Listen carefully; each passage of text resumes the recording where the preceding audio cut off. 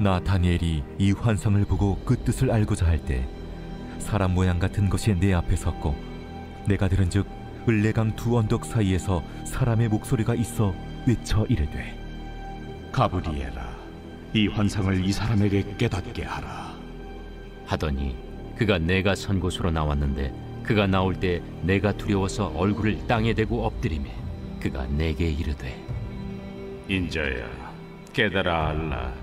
이 환상은 정한 때 끝에 관한 것이니라. 그가 내게 말할 때에 내가 얼굴을 땅에 대고 엎드려 깊이 잠들매 그가 나를 어루만져서 일으켜 세우며 이르되 진노하시는 때가 마친 후에 될 일을 내가 네게 알게 하리니 이 환상은 정한 때 끝에 관한 것임이라.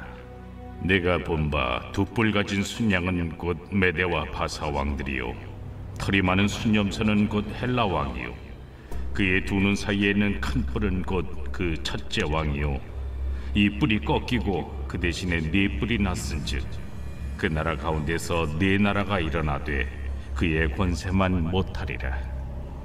이 네 나라 마지막 때에 반역자들이 가득할 즈음에 한 왕이 일어나리니 그 얼굴은 뻔뻔하며 속임수에 능하며 그 권세가 강할 것이나 자기의 힘으로 말미암은 것이 아니며 그가 장차 놀랍게 파괴 행위를 하고 자의로 행하여 형통하며 강한 자들과 거룩한 백성을 멸하리라. 그가 꾀를 베풀어 제 손으로 속임수를 행하고 마음에 스스로 큰 채하며 또 평화로운 때에 많은 무리를 멸하며 또 스스로 서서 만왕의 왕을 대적할 것이나 그가 사람의 손으로 말미암지 아니하고 깨지리라. 이미 말한 바 주야에 대한 환상은 확실하니 너는 그 환상을 간직하라. 이는 여러 날 후의 일임이라. 이에 나 다니엘이 지쳐서 여러 날 앓다가 일어나서 왕의 일을 보았느니라. 내가 그 환상으로 말미암아 놀랐고 그 뜻을 깨닫는 사람도 없었느니라.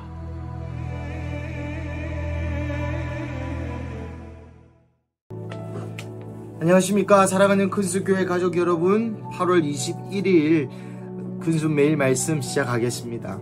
오늘 본문은 다니엘서 8장 15절부터 27절까지의 말씀입니다. 이것은 오늘 15절에 사람 모양 같은 것, 사람 모양 같으신 분이 지금까지 있었던 예언의 내용을 해석하는 내용입니다.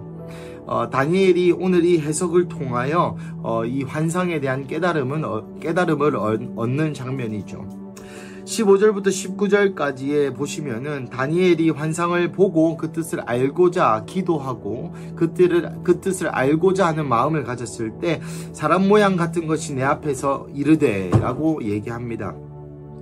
그 사람이 말하는 것이 을레 강 두 언덕 사이에 사람의 목소리가 있어 외쳐 이르되 가브리엘아, 이 환상을 이 사람에게 깨닫게 하라 하더니 어떤 사람이 앞에 서서 말하는 것입니다. 가브리엘아, 이 환상을 사람에게 깨닫게 하라. 이 사람은 누구겠습니까? 누구신데 가브리엘에게 명령할 수 있는 자이겠습니까? 구약에서 대체적으로 사람의 모양을 한 천사, 사람의 모양을 한 어떤 존재들은 예수님이 많습니다. 구약에서 말이죠. 신약에는 사람의 모양을 한 어떤 영적인 존재는 천사가 많은데 이 구약에서는 사람의 모습을 한 어떤 모형들은 예수님으로 해석하는 사람들이 많습니다. 그리고 저도 그 해석에 동의하는 바입니다. 왜냐하면 메시아라는 이 신이지만 사람의 형상으로 오시는 이에 대한 계속적인 모형이 있다고 저는 생각합니다. 고로 오늘 이 본문도 예수님이 다니엘에게 가브리엘을 시켜서 이 환상을 해석하게 하는 것이죠. 그리고 17절, 그가 내가 선 곳으로 왔는데 그가 나올 때 내가 두려워서 얼굴을 땅에 대고. 여러분, 예수님을 만나게 되면 우리의 첫 번째 드는 마음은 경외함입니다. 실제 두렵기도 하지만 그 예수님의 존재, 그 하나님이신 그 예수님의 존재를 보는 것만으로도 우리의 마음이 두렵고 떨리게 되는 것이죠. 나아가 그분이 이렇게 얘기합니다. 인자야, 깨달아라. 이 환상은 정한 때의 끝, 마지막 때에 대한 환상이다. 그리고 나서 18절 엎드려 깊이 잠이 들었다. 여러분 피곤해서 잤겠습니까? 아닙니다. 이것은 기절했다는 것입니다. 예수님의 말씀하실 때 그 말이 너무나도 많은 물소리와 같아서 그 하시는 말이 너무나도 진리이기에 그 하시는 말씀 그 자체가 너무나도 이 새로운 영적인 또 다른 이 영적인 힘을 가지고 있었기 때문에 그 말씀을 듣는 즉시 인간의 육체가 감당하지 못하여 깊이 잠들매 기절했다는 것이죠. 그리고 나서 예수님께서 어루만져서 일으켜 깨우시면서 진노하시는 때 7년대 환란을 마치고 난 후에 일어날 일, 환상은 정한 때의 끝에 대해서 이야기하는 것입니다. 20절부터 25절까지는 그 중에 중간의 것을 여러 방면으로 해석할 수 있는, 솔직히 말씀드리자면 이 구절은 난구절 중에 하나로 해석되어지는 이야기입니다. 하지만 일반적인 또 오늘 큐티책도 이야기하고 큐티책의 해설집도 이야기하고 있는 대로 설명을 드리자면 말씀드린 것처럼 메데 바사의 왕들, 순양은 메데와 바사의 왕들입니다. 그래서 그 첫째 왕은 알렉산더 대왕을 가리키고 그 이후에 네 뿔은 알렉산더 대왕이 죽고 나서 이 헬라 메데 바사 제국이 4개로 쪼개지는 것을 이야기하죠. 하지만 그것은 알렉산더 대왕만큼의 영광은 얻지 못한다라고 이야기하고 있고요. 마지막에 한 왕이, 마지막 때에 반역자들이 가득할 쯤에 한 왕, 이 왕은 그 당시에는 안티오쿠스 에피파네스, 신의 현현, 자기 스스로를, 옛날에 로마 왕들을 여러분 보시면 죽고 나서 신이 되었습니다. 하지만 이 안티오쿠스 에피파네스만큼은 그 말의 의미가 신의 현현, 신의 드러남이다. 이름이 나는 신의 드러남이다 라고 이야기하는 것처럼 이 로마의 신 중에 살아있을 때 신이 된 유일한 왕, 첫 번째 왕입니다. 그 유명한 네로 시저도 살아있을 때, 요 안티오쿠스 에피파네스보다 한 20년, 25년 전의 사람인데 살아있을 때 신이 되지 못했습니다. 이 안티오쿠스 에피파네스가 살아있을 때 신이 되는 이 그런 것을 공표하고 예수 믿는 자들을 그렇게 박해한 계시록의 배경이 됨과 동시에 오늘 본문의 대상인, 또 이것이 나중에 우리의 이 지구의 모든 마지막 날, 환란의 때의 마지막 날에 또한 모형으로 이 적그리스도를 상징한다고 보시면 됩니다. 마지막 절을 보시면 서서 만왕의 왕 누굽니까? 하나님을 대적할 것이나 그가 손으로 말미암지 않고 깨지리라. 이때에 안티오쿠스 에피파네스도 하나님을 대적했습니다. 안티오쿠스의 이름이 우리 주 하나님입니다. 계시록에 많이 나오죠. 우리 주 하나님, 이 노래도 있지 않습니까? 큰 권능과 능력으로, 이런 노래도 있지 않습니까? 이 안티오쿠스 에피파네스의 이름이 우리 주 하나님입니다.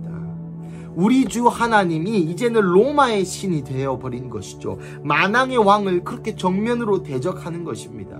그것을 거절했던 사람이 바로 이 기독교인들이라는 것이죠. 우리에게 우리 주 하나님은 이스라엘의 신 여호와 하나님밖에 없다. 안티오쿠스 에피파네스가 우리 주 하나님이 될 수 없다.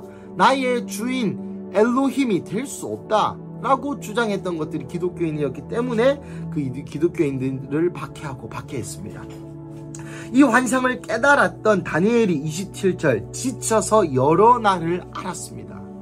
여러분 이 말을 들으면, 이 환상을 보면, 야 그래 메데 바사 왕들이 일어나고 또 헬라 왕이 일어나서 핍박하겠지만 결국 마지막 절에 그 사람의 손으로 말미암지 않고 깨지라. 하나님이 와서 다 부수신단다. 야, 이 승리의 소식이구나 라고 느껴야 되는데 다니엘은 지쳐서 여러 날을 알았습니다. 왜 그럴까요? 그때에 핍박할 영혼들이 다니엘을 보았기 때문입니다. 이 안티오쿠스 에피파네스 그리고 이후의 환란의 날들을, 그 통과하는 성도들을 다니엘은 보았기 때문입니다. 그래서 지쳐서 여러 날을 알았던 것입니다. 예수를 믿는 내 후대의 자손들이, 하나님을 따르는 이 후대의 자손들이 이런 핍박과 이런 고난을 견디겠구나. 그렇게 걱정이 되고 그렇게 너무 마음이 아팠던 것입니다. 그리고 나서 그 환상으로 마마 놀란 것과 동시에 깨닫는 사람도 없었다고 오늘 본문은 마무리합니다.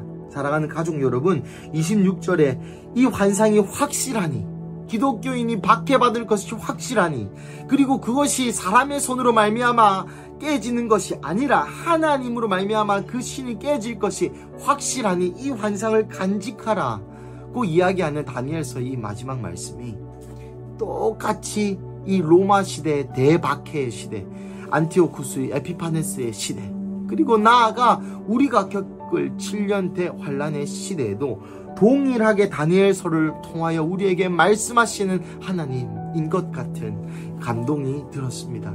사랑하는 가족 여러분, 이 환상을 확실히 간직하시기를 축복합니다. 지금 2024년 우리의 관심과 우리의 생각은 나의 인생, 나의 사업, 나의 가정일 수 있겠습니다만은 오늘 이 본문을 통하여 또 지금까지 우리가 읽어온 다니엘서를 통하여 다니엘이 그런 놀라운 환상을 봤다더라가 아니라 그 환상을 다니엘을 통해서 우리에게 전달하시는 그 하나님의 마음, 마지막 때, 오늘 본문의 표현에 정한 때의 끝, 마지막 때의 끝에 대한 환상을 우리가 눈으로 직접 볼 수 없지만 살아있는 환상인 이 성경 말씀을 통하여 우리에게 지금 전달되는 것이 너무나도 흥분되고 너무나도 즐겁고 너무나도 감사하지 않습니까?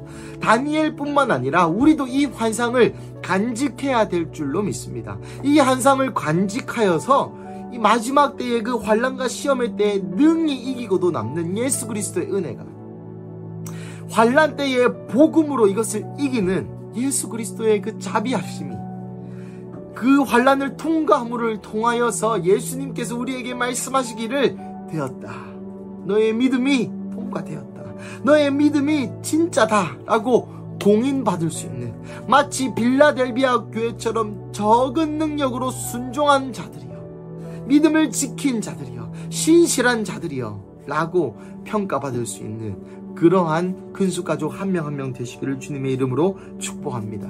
우리 함께 기도하시겠습니다. 하나님 감사합니다. 우리는 다니엘처럼 그렇게 영적이지도 못하고, 우리는 믿음의 선진들처럼 그렇게 신앙이 있지 않음에도 불구하고 하나님 성경이라는 것을 남겨주셔서 우리에게 오늘 2024년 8월 21일에 이 환상에 대해서 듣게 하시고 이 환상을 간직하라고 말씀하시는 하나님의 그 은혜에 대해서 너무나 감사드립니다. 하나님, 원하옵기는 우리가 2024년은 살지만 이 환상을 간직하고 예수님의 다시 오시는 그때 정한 때의 끝을 사모하며 살 수 있는 우리가 되게 하여 주시옵소서.